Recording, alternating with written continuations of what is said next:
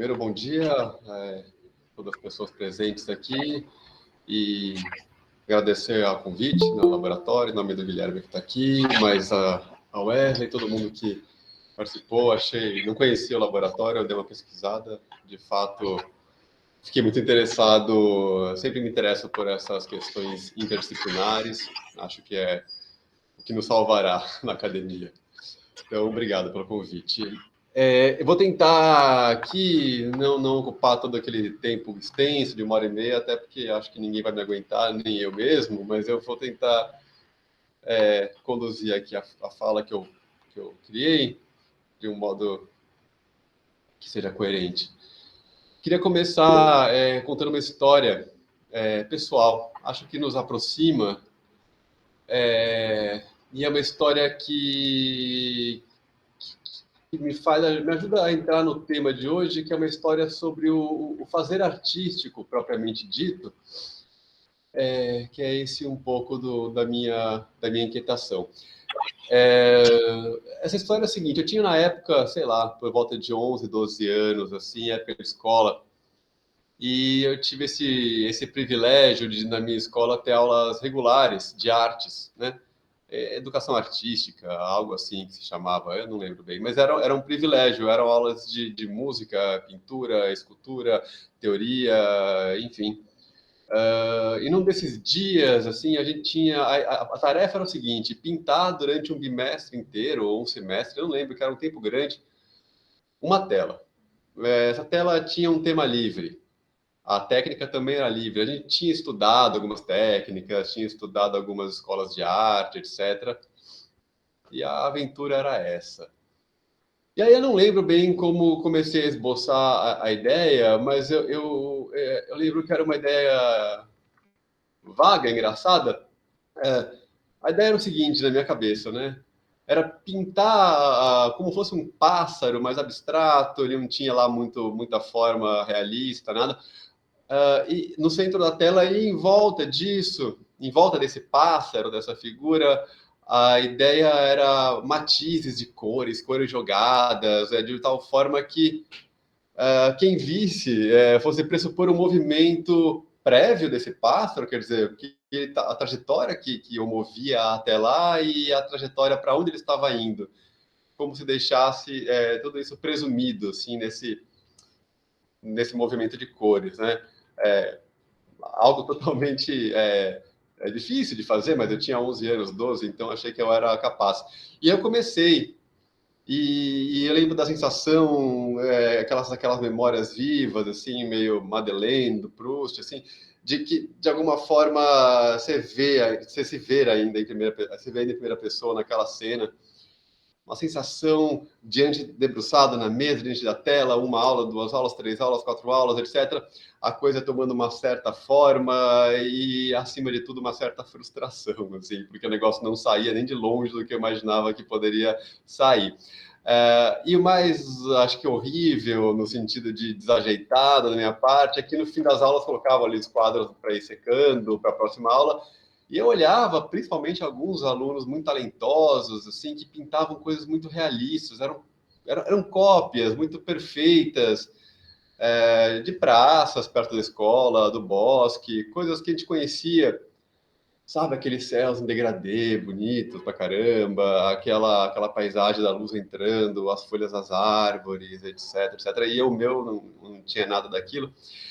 E aí eu ia pintando, repintando, aquilo ficando várias camadas, não chegava na minha intenção, mas ia tomando uma outra forma, que também não era a forma que eu imaginava.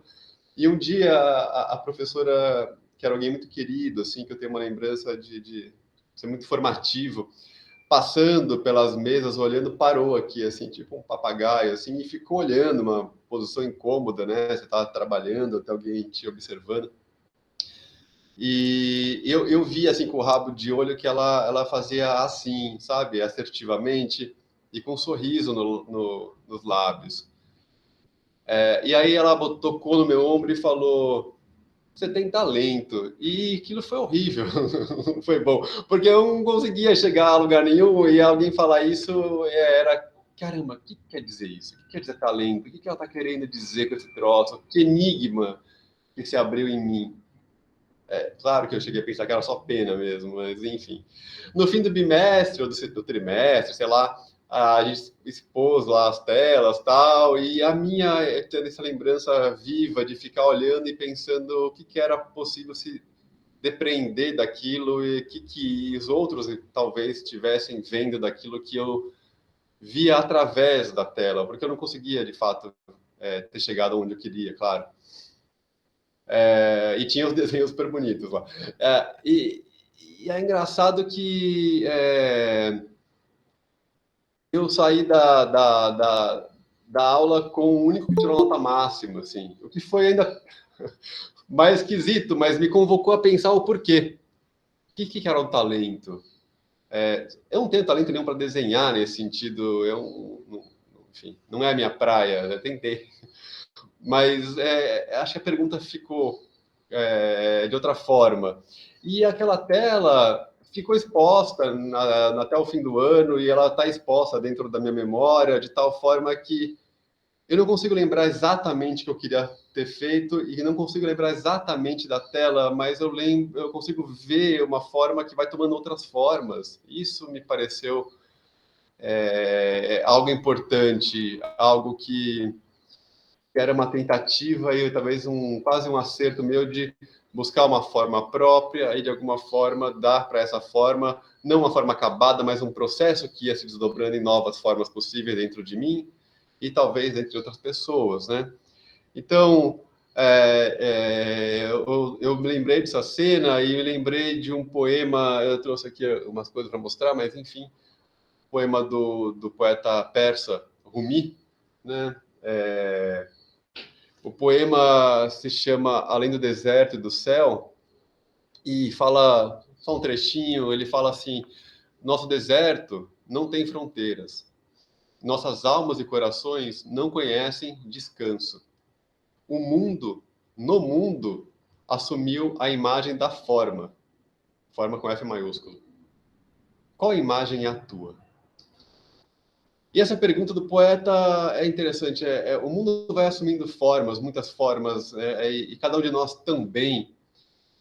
E qual o resultado desse encontro quando nos dispomos a realmente encontrar, com a nossa forma atual, né, momentânea, a forma atual do mundo? O que dá desse encontro? Qual a resultante?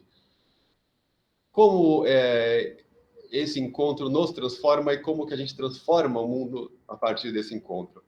Então, eu queria propor, assim, que com essa história, uma premissa para que a gente possa pensar a definir um pouco diferentemente o que a gente vai passar a chamar de arte e quais as implicações dessas definições com o cultural, com o social, com a psicopatologia, claramente. Então, eu vou, a partir daí, pensar que aquele menino que fui e que, assim, espero sou um tanto, tentava capturar o incriado, a não forma, o vento, né, o movimento propriamente dito, né? A gente tem que entender que um pássaro é um pássaro. A representação de um pássaro é uma representação de um pássaro criado pela maneira que cada um dá da sua própria forma ao vazio. O vazio se transforma em uma representação de pássaro. E essa representação, depois de criada, mesmo de papel, ela pode voar, ela pode procriar, ela pode cair, morrer, enfim. Acima de tudo, ela vai ser vista, copiada, imitada, desarticulada e articulada por outros, né? Uma representação de um pássaro, por exemplo, é uma expansão do universo. Algo que não havia, agora existe. A pintura de um pássaro acaba interagindo com outras pinturas de outros pássaros, ou com a palavra pássaro, ou com um poema sobre pássaro, enfim, ela dialoga, se articula com eles. Isso são os conteúdos que criamos, né? Pássaros, casas, aviões, prédios, livros, copos, canetas, enfim, tudo que já foi criado é o conteúdo do mundo. E cada nova criação, cada vida que nasce, e aí entendam vida como papel, vida de barro, vida de metal, vida de concreto, vida de carne e osso. Cada vida, cada nova criação faz com que o vazio em volta dela também se modifique, né? Esse vazio contorna essa nova forma de vida, esses novos conteúdos do mundo, né? A gente cria conteúdo e recria e cria o vazio em volta desse conteúdo. E queria propor assim que simplesmente articular conteúdos, por exemplo, multiplicar, imitar, reproduzir, ele transforma o mundo, transforma o vazio, mas não é propriamente o fazer artístico.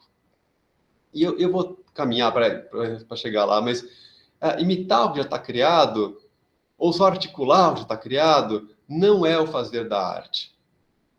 Arte seria dar uma forma nova e singular ao vazio que nos contorna e ao vazio que nos preenche. Vamos ver uma certa diferença, né? Ainda que imitar seja importante, multiplicar também, enfim, e sempre há algo de singular nisso, sempre carrega a marca de cada imitação de uma pessoa, enfim, não é o que vulgarmente a gente chama de achar uma própria voz, dar uma forma própria, responder a um problema de modo singular, não é uma forma de mudar o vazio de maneira original, né? Eu queria trazer um outro livro aqui, que é o famoso, o grande livro das mutações, do Tao Te Ching, né? Do Lao Tzu. Eu vou trazer ele mais vezes, mas tem um poema dele, enfim, é feito em versos, tal, mas tem uma das partes que diz o seguinte: o que existe serve para ser possuído, e o que não existe, o vazio, né? Para ser útil. Isso é muito complexo, isso é muito importante para o que a gente vai falar aqui. A diferença entre possuir e ser útil. E eu queria propor que a arte é a única coisa útil do mundo. Vejam, assim, o vazio no meio de um cilindro de vidro faz dele um copo. O copo torna-se útil por conta do vazio. Cada pessoa vai utilizar esse vazio da sua maneira. Vamos pensar que a gente levantou 4 paredes de concreto, formando um quadrado, e em cima tem um tampo, uma figura assim, geométrica, onde ninguém entra, ninguém sai, o ar não circula mais, dentro fica esse ar mesmo parado de sempre. Isso a gente pode possuir, essa figura. Agora vamos imaginar que a gente abriu uma fenda retangular num canto de uma parede, uma numa outra. A gente tem uma parede, a gente tem, desculpa, uma porta, uma janela. Então a gente tem uma casa agora. Essa casa pode ser utilizada, né? É pelo vazio, pelo ar que circula, pelas pessoas que vai permitir a criação da vida, né? A vida que por lá circula, rodeada de outros vazios, vai criando a arte de mobiliar, a arte de habitar, a arte de dar novas formas, a arte de viver, né? Então, assim, quanto mais a gente se relaciona com o vazio, mais a gente pode criar. Eu vou trazer de novo o Tao Te Ching, que diz no outro poema, onde diz o seguinte: o espaço entre o céu e a terra é como uma flauta, vazia, ainda assim inexaurível. Soprada, mais e mais sons ela produz, né? Então, porque ela está vazia, que ela não se exaure, porque quanto mais a gente usa, mais a gente utiliza, mais ela cria, né? O nosso mundo de hoje tem muitas formas prontas e cada vez mais formas prontas, cada vez mais conteúdos.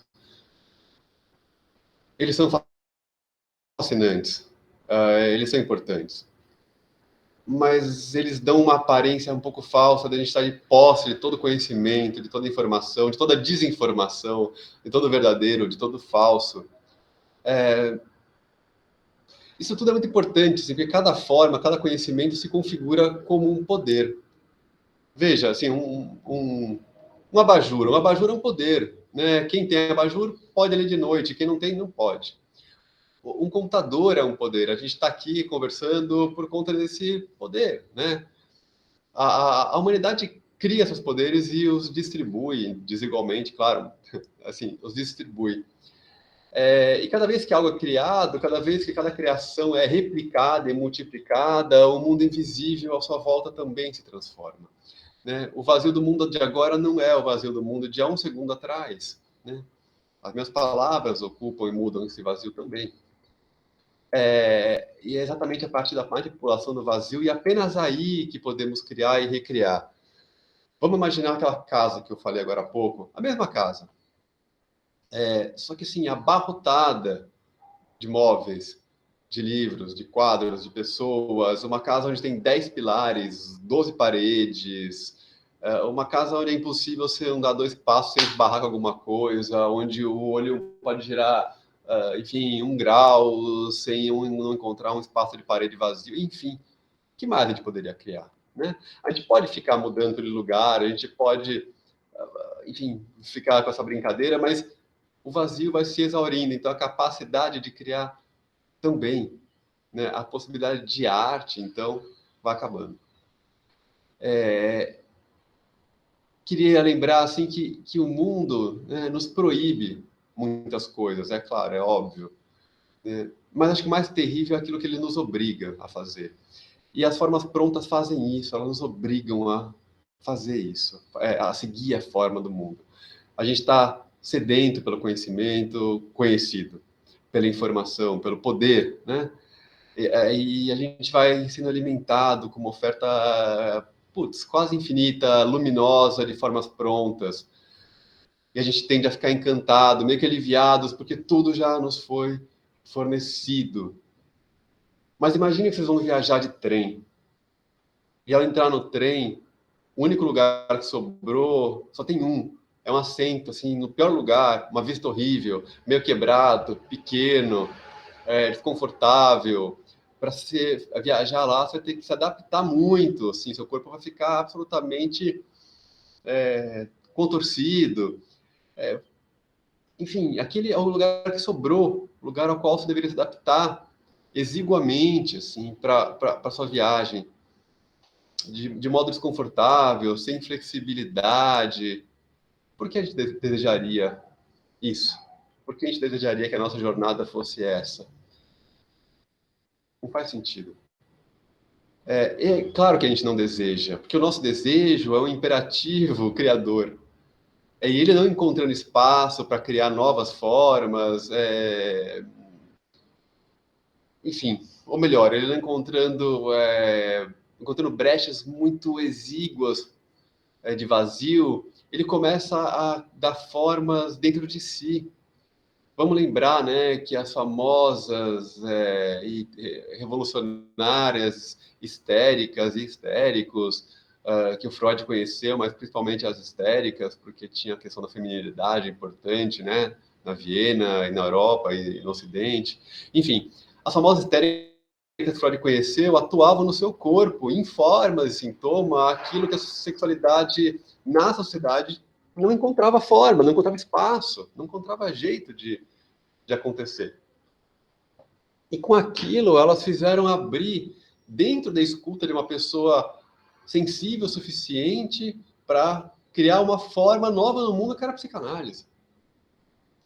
Quantas formas, né, dentro de uma pessoa e fora, tiveram que ser criadas para que aquilo acontecesse?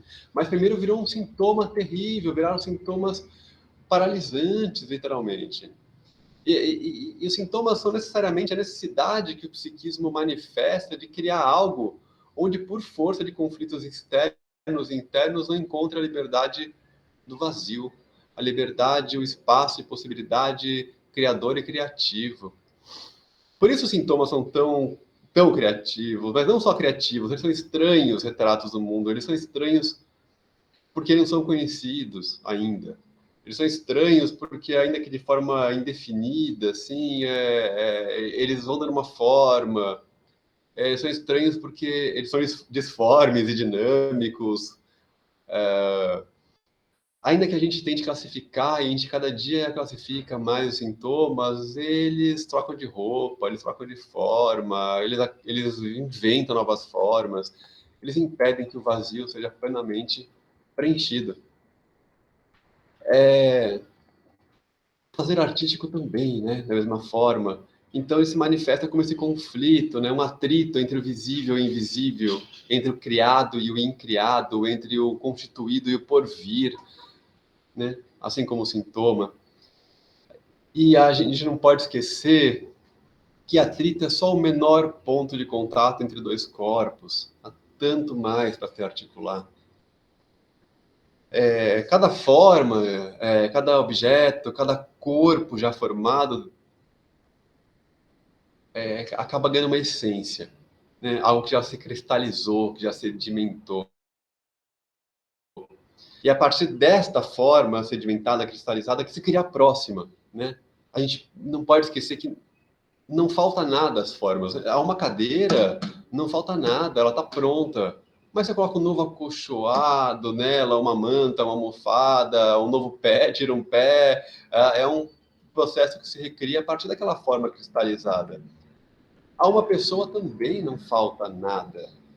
Ela está completa na sua forma atual. Mas aí, sei lá, nasce uma verruga ou um pensamento que seja novo e essa pessoa inteira se modifica a partir daquela novidade. A pessoa com esse novo pensamento pode criar pensamentos que aquela pessoa sem aquele pensamento não poderia criar, né? Então, cada um tem a sua essência e a essência é momentânea, ela é conjuntural, e ela também tem uma estrutura. Ela dialoga entre a estrutura e a conjuntura. Então, vamos falar um pouco assim sobre essas duas coisas rapidamente. O que é uma essência? Vamos pensar na estrutura primeiro. Tem gente que parece ser uma sequoia, elas são imensas, né? Pessoas que fazem muitas coisas, um tronco gigantesco, muitas vidas cabem lá dentro, insetos, aves, esquilos, enfim. Os galhos parecem que tocam em lugares de ar rarefeito, as nuvens. Elas se relacionam lá em cima e nas raízes com coisas inimagináveis e muitas, são uma profundidade enorme e tal. Outras parecem um bonsai, elas vivem em pequenos vasos, elas se retorcem, elas requerem cuidados muito delicados, elas dão flores pequeníssimas, elas tocam e são tocadas pelo sol, pelo vento de uma maneira muito particular, muito delicada mesmo, muito minúscula, né? Elas lembram que o minúsculo passa às vezes despercebido pelo maquinário grande do mundo, mas ambas são pessoas, né? Ou ambas são árvores. Uma não é menos que a outra, cada uma articula o seu entorno do seu modo, a partir da sua essência, cada uma cria a partir de um corpo um movimento próprio. Mas também a essência não é algo parado, é algo está se modificando. Então, assim, uma semente não é algo que vai virar uma árvore. Uma semente é uma semente com problemas de semente. E uma árvore não é uma ex-semente. Ela é uma árvore com problemas próprios da sua personalidade para resolver, né? Então, cada pessoa, cada ser, no seu estágio atual, tem uma própria essência, necessidades e desejos próprios, né? E ela vai encontrar formas de criar a partir desse momento atual, manifestando diversas formas, diversas criações, né? Manifestando, inclusive, seus sintomas dinâmicos ou a sua arte a partir de si próprio e do meio à sua volta, né? Da articulação com o vazio interno e externo em cada momento. E aí, acho que queria dizer que, assim como muita essência, cada essência que a gente tem muito excesso. A gente tem mais de 8 bilhões de pessoas no mundo e uma quase infinita quantidade de formas, né? Outros objetos, outros seres, tal. Não basta a gente produzir, por exemplo, uma xícara de café por dia, mas bilhões e bilhões todos os dias. Não basta a gente fazer energia suficiente para ligar uma lâmpada, mas zilhões todos os dias e por muito tempo. Né? O mundo carece de repetição, claro. Cada pessoa carece de repetição, cada essência carece de excessos, né? A gente precisa possuir também, né? A gente precisa dos conteúdos prontos do mundo, do poder do mundo. Isso não é um problema em si, né? Isso faz parte da nossa existência. Mas e se os excessos, o poder começar a abarrotar as salas, as casas, os corpos, os mundos. E se a gente, hipnotizado pelo poder e pelos seus excessos, começar a acreditar que é ele que nos define, que a gente é e será aquilo que já foi, que as formas do mundo já estão todas prontas e dadas. E se a gente acreditar que basta ficar mudando quadros de lugar numa parede, que já estaríamos criando algo novo, um museu novo, arte nova. E se a gente esquecer do vazio, do não saber, do desconhecido, do incriado, do amorfo? E se de fato a gente preencher todo o vazio, né? Os problemas do mundo são sempre inéditos. E assim como os sintomas, eles requerem novas criações, né? E apenas a criação, assim, a arte vai dar solução para esses problemas novos do mundo. Olha, a arte pode ser simplesmente uma nova forma de olhar, como eu falo da escuta do Freud, por exemplo, né? Olhar para uma forma pronta de uma maneira nova e dar uma nova forma à forma. Vou dar um exemplo que todo mundo deve conseguir captar, assim, para quem é brasileiro. A gente já olhou aquele quadro do Pedro Américo, da Independência, que está no Museu Ipiranga, aqui em São Paulo, muitas vezes, né? Muitos estudiosos já estudaram a luz, a sombra, os imaginários do Pedro I, aquelas roupas, aquela pose heróica, aquela representação machista da espada erguida em punho, o elitismo daqueles poucos homens fardados lutando pelo Brasil, etc, etc. Tem muitos estudos sobre tudo isso. Mas vamos pegar esse mesmo quadro, essa mesma forma, e vamos fazer um outro exercício. Vamos olhar para o canto do quadro, onde tem um camponês, provavelmente um escravo, puxando uma carroça de boi com mantimentos. E se a gente olhar só para isso? E se a gente fizesse esse recorte dessa forma para repensar o lugar do negro no Brasil?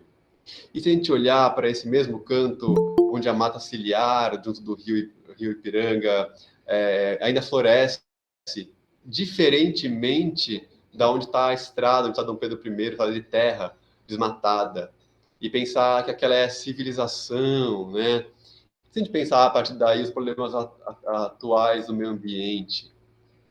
Então, onde havia um vazio de olhar, agora tem novas criações. A gente pode pensar sobre a branquitude, sobre o meio ambiente, a gente pode repensar tudo isso que causou e causa tantos sintomas ao país, ao mundo. E porque a gente tem uma nova possibilidade de olhar, a gente também tem novas criações e possíveis novos cuidados, e possível nova escuta, e possível nova ação. E pensar que agora que a gente está, talvez também transformados desde o começo da fala, queria abordar talvez começar a abordar a última questão desse meu trajeto aqui, que é para isso que acho que a gente tem percorrido essa minha pequena fala. É um problema que eu acho que nos vai ocupar a todos, está nos ocupando e vai ocupar a todos nós aqui para frente. Mas para isso eu vou contar rapidamente uma outra história. Essa não é minha, é uma história de um livro.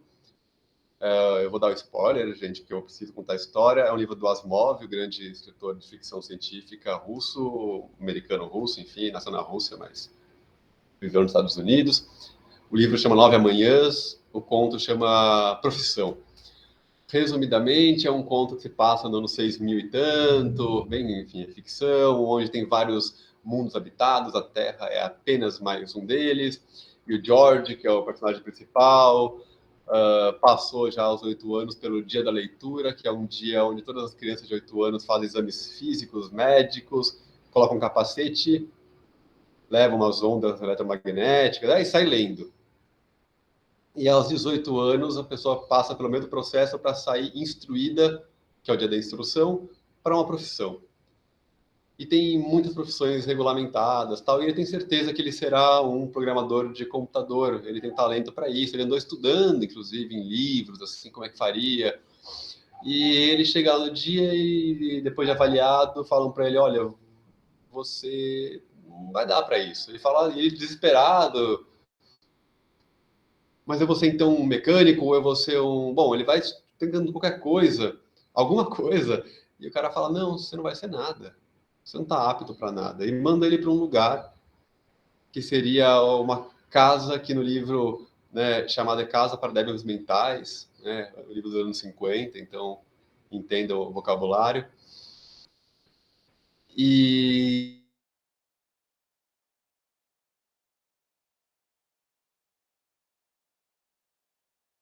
da ótima alimentação, melhores cômodos, enfim, de fato é muito bem mantida. Ele tem um mentor que ajuda e protege.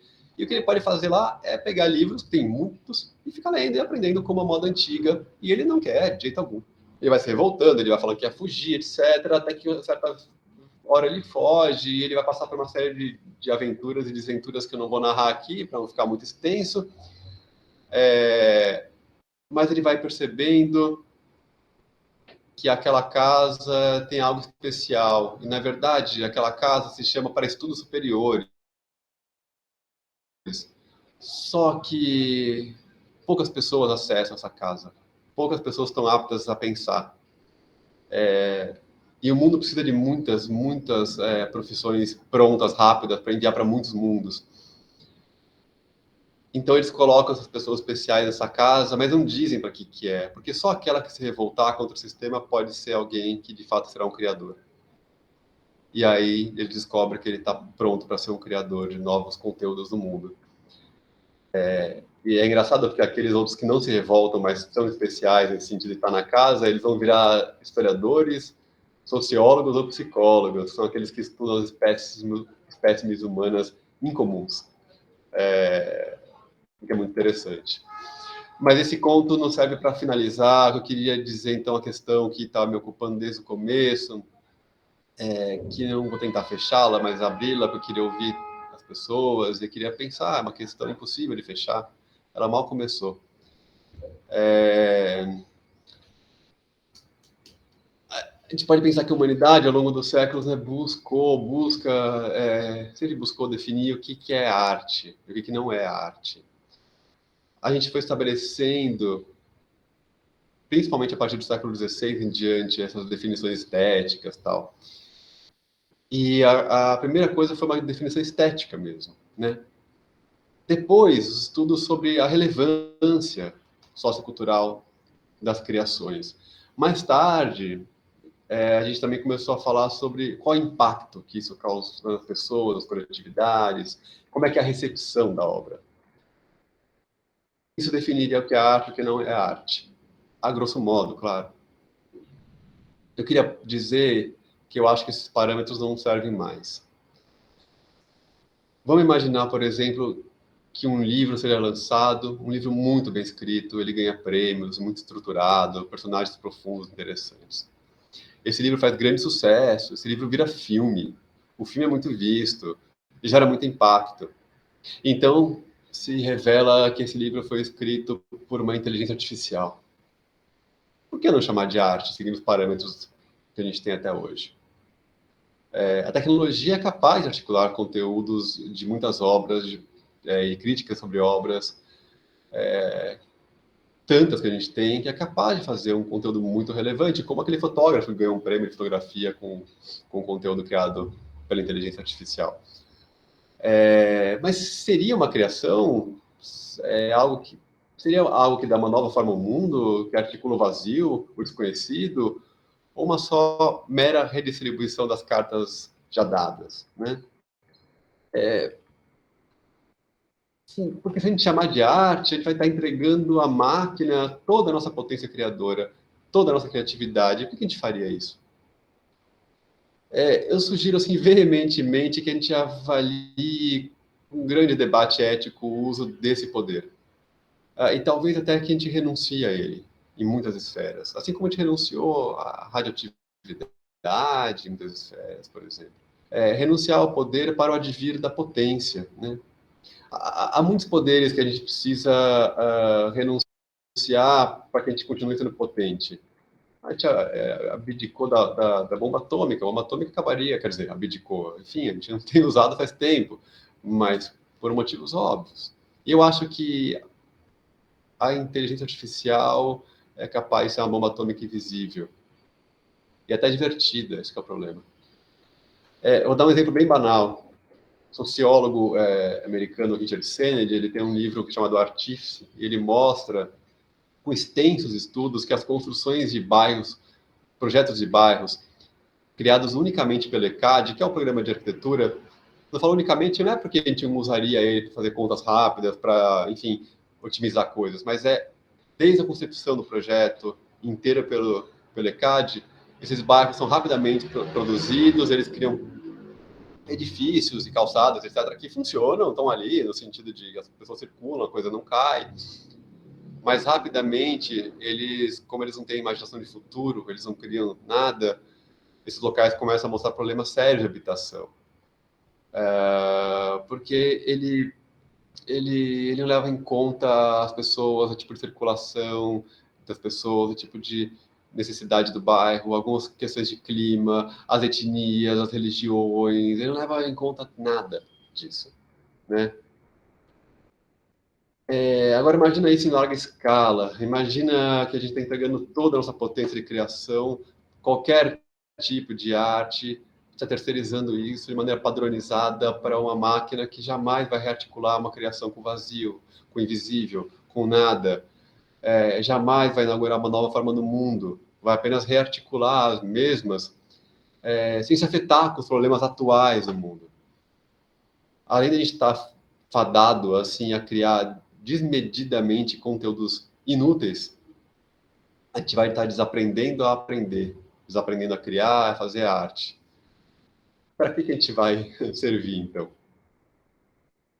E, assim, por fim, só lembrar que poder é algo que quer nos levar até ele. Né? O poder quer nos levar até ele. E a potência é algo que quer nos levar até nós mesmos. Acho que essa é a utilidade da arte. E como ela se articula com o que a gente pode definir como psicopatologia. É isso, gente. Obrigado e espero que a gente possa debater.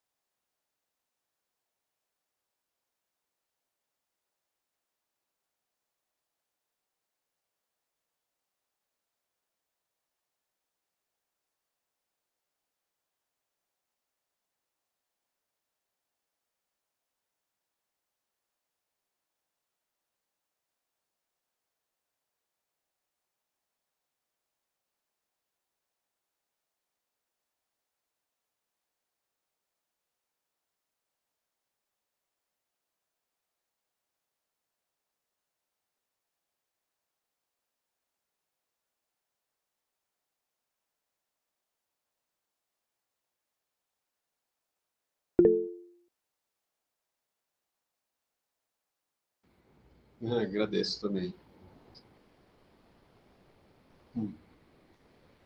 Eu acho que eu não. Assim, eu queria preencher o vazio, deixa o vazio aí.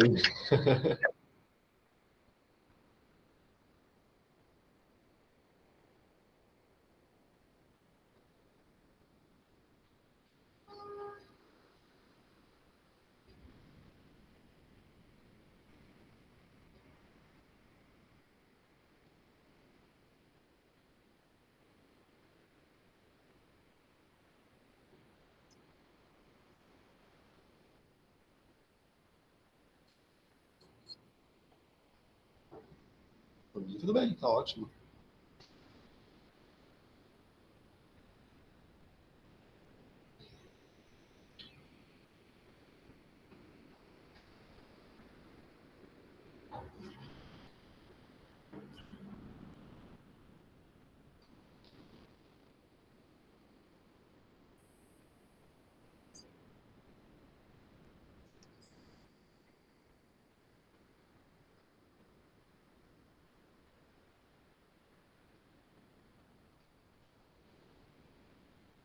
Obrigado a vocês todos.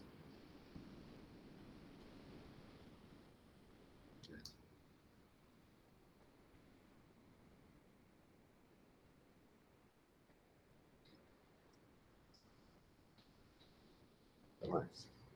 Tchau, tchau.